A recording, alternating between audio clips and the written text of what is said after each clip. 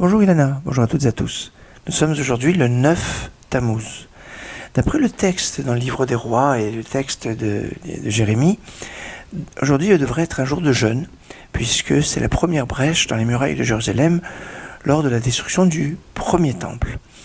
Et donc c'est marqué en toutes lettres dans le texte de Jérémie et du livre des rois. Toutefois, vous le savez bien, le jeûne pour la première brèche dans les murailles de Jérusalem, on le fait le 17 Tammuz. Il se pose un problème. Alors le 9 Tammuz, le 17 Tammuz, il y a deux opinions. Une opinion nous dit en fait que oui, pour le premier temple, c'était le 9 Tammuz. Mais quand le deuxième temple a été construit, on était consolé par rapport à la destruction du premier temple. Et quelque part, c'est la destruction du deuxième temple qui sera plus grave pour nous.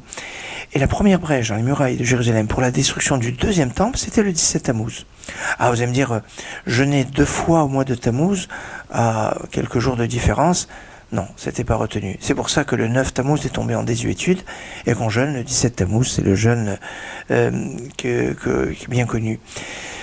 D'autres vont dire que non, c'était bien le 17 Tammuz même pour la destruction du premier temple. Et comme à l'époque, ils avaient une erreur. Ils pensaient que c'était le 9 Tammuz et il était mentionné dans la Torah, dans le prophète, la date que tout le monde pensait que c'était cette date, même si c'était en fait une erreur.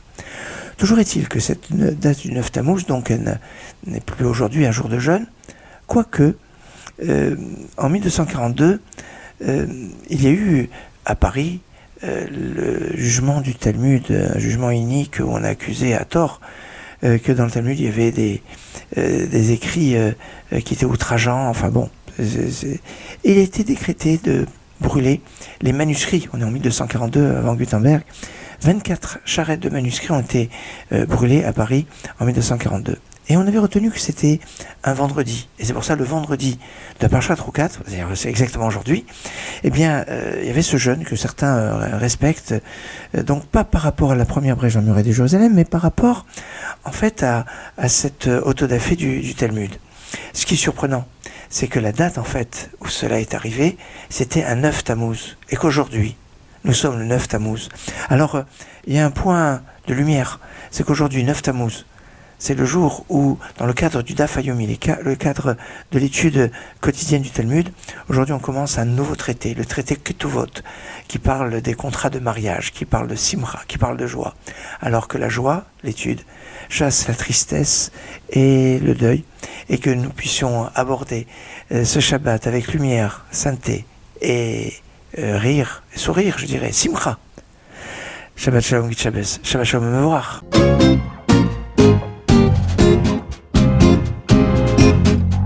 לך דודי